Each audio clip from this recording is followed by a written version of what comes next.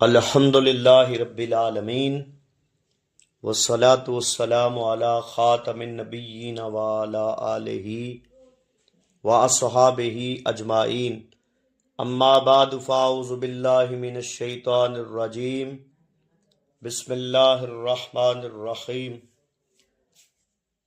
سامعین و ناظرین حضرات، ماہ رمضان المبارک کا دوسرا عشرہ مکمل ہونے جا رہا ہے اور تیسرا یعنی آخری عشرہ شروع ہونے والا ہے۔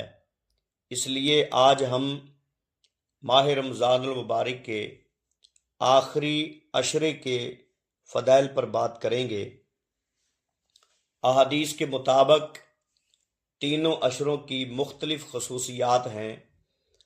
ہر عشرے کا اپنا رنگ ہے، اپنی شان ہے۔ حضرت سلیمان فارسی رضی اللہ تعالیٰ عنہ روایت کرتے ہیں، نبی پاک صلی اللہ تعالیٰ علیہ وسلم نے ارشاد فرمایا، ہوا شہر اولہ رحمت و اوسطہ مغفرۃ و آخرہ عتق من النار۔ رمضان المبارک وہ مہینہ ہے جس کے پہلے 10 دن رحمت کے ہیں اور درمیانی 10 دن مغفرت و بخشش کے ہیں اور آخری 10 دن جہنم سے آزادی کے ہیں۔ یوں تو پورا مہینہ ہی عظمتوں اور رفتوں کا مالک ہے، لیکن رمضان المبارک کے آخری عشرے کے فضائل بہت زیادہ ہیں۔ اس عشرے میں بہت زیادہ خیر اور اجر موجود ہے۔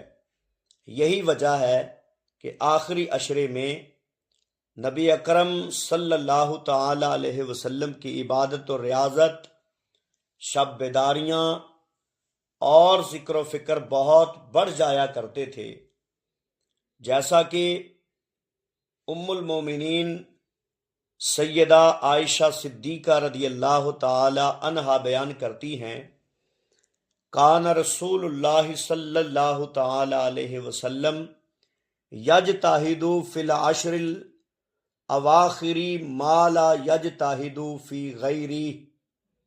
رسول اللہ صلی اللہ تعالی علیہ وسلم رمضان المبارک کے آخری 10 دنوں میں اس قدر محنت کرتے تھے کہ اتنی محنت دوسرے دنوں میں نہیں کرتے تھے۔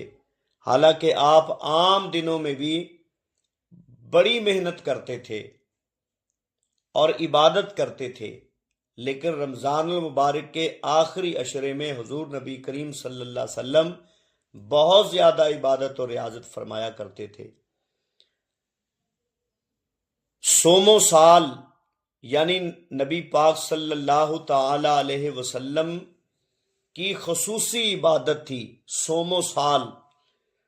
وصال کے روزوں کا معمول اکثر آخری عشرے میں ہوتا، تاکہ جو وقت کھانے پینے میں لگتا ہے وہ بھی عبادت الہی کے لیے وقف ہو جائے۔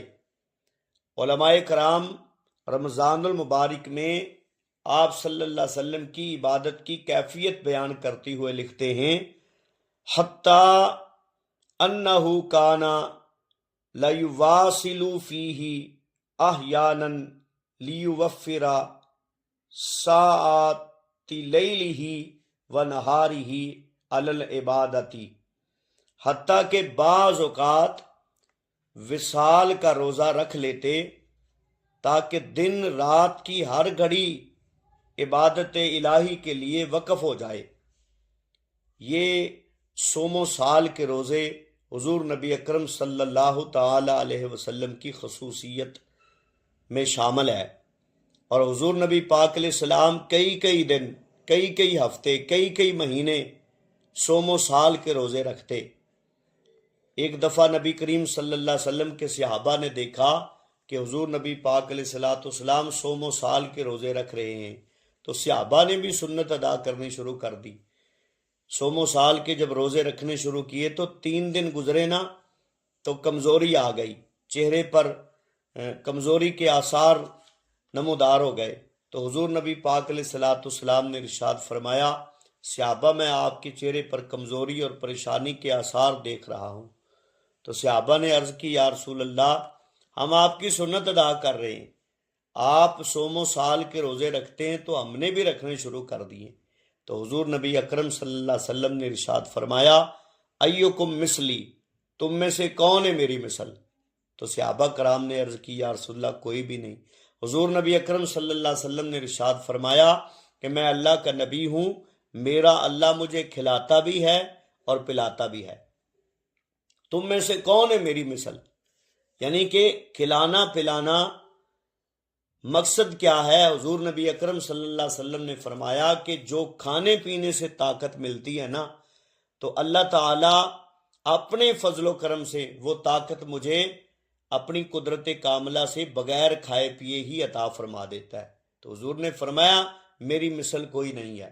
تو لہٰذا یہ حضور نبی پاک علیہ الصلوۃ والسلام کی خصوصی عبادت ہے صوم و سال کے روزے۔ ماہ رمضان المبارک میں نبی رحمت صلی اللہ علیہ وسلم آخری عشرے میں نہ صرف خود جاگتے بلکہ اپنے اہل خانہ کو بھی جگاتے، جیسا کہ حضرت سیدہ عائشہ صدیقہ رضی اللہ تعالی عنہ بیان کرتی ہیں کان رسول اللہ صلی اللہ تعالی علیہ وسلم اذا داخل العشر احیا اللیل وایقظ اہلہ وجدا وشد المئزرا۔ جب رمضان کا آخری عشرہ آتا تو رسول اللہ صلی اللہ علیہ وسلم رات بھر جاگتے اور اپنے گھر والوں کو بھی جگاتے اور خوب محنت کرتے اور کمر کس لیتے۔ یہاں اہل سے مراد صرف ازواج مطہرات ہی نہیں بلکہ گھر کا ہر چھوٹا بڑا فرد مراد ہے جو نماز کا اہل ہے۔ طبرانی کی روایت میں ہے کہ ماہ رمضان المبارک کے آخری عشرے میں نبی رحمت صلی اللہ علیہ وسلم ازواج مطہرات کو بیدار کرتے۔ وَكُلُّ صَغِيرٍ وَكَبِيرٍ یُطِیقُ الصَّلَاةَ، اور ہر چھوٹے اور بڑے کو بیدار کرتے جو نماز پڑھ سکتا ہے۔ نبی کریم صلی اللہ علیہ وسلم کا خود جاگنا اور اپنے اہل و عیال کو جگانا، اپنے اہل خانہ کو جگانا تقاضا کرتا ہے کہ مسلمان بھی رسول اللہ صلی اللہ علیہ وسلم کی اقتداء اور پیروی کرے اور ان دنوں اور راتوں میں محنت کریں اور انہیں ضائع نہ کریں۔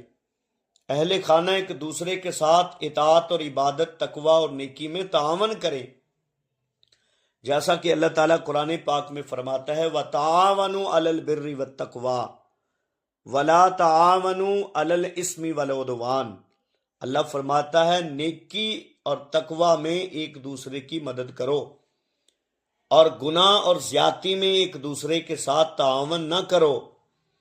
اس آیت کریمہ کی تفسیر میں ایک حدیث پاک موجود ہے جس میں نبی رحمت صلی اللہ علیہ وسلم نے ان میاں بیوی کے لیے دعا فرمائی ہے جو ایک دوسرے کو تہجد اور شب بیداری کے لیے جگاتے ہیں۔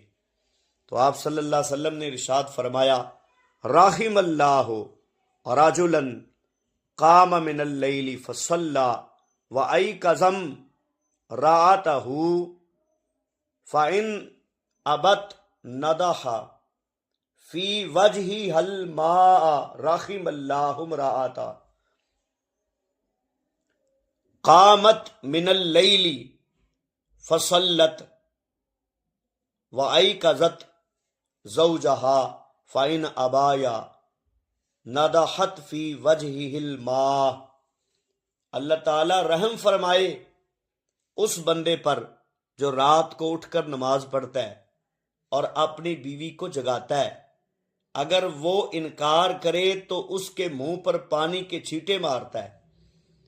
پھر فرمایا اللہ تعالیٰ رحم کرے اس بندی پر جو رات کو اٹھ کر نماز پڑھتی ہے اور اپنے شوہر کو جگاتی ہے، اگر وہ انکار کرتا ہے تو اس کے منہ پر پانی کے چھینٹے مارتی ہے۔ اس حدیث پاک سے ثابت ہوا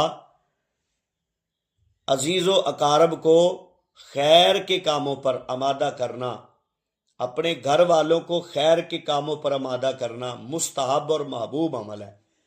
مختصر یہ ہے کہ آخری عشرہ میں ذکر و فکر، تسبیح و تحلیل، عبادت و ریاضت، صدقہ و خیرات کا خصوصی اہتمام کرنا چاہیے۔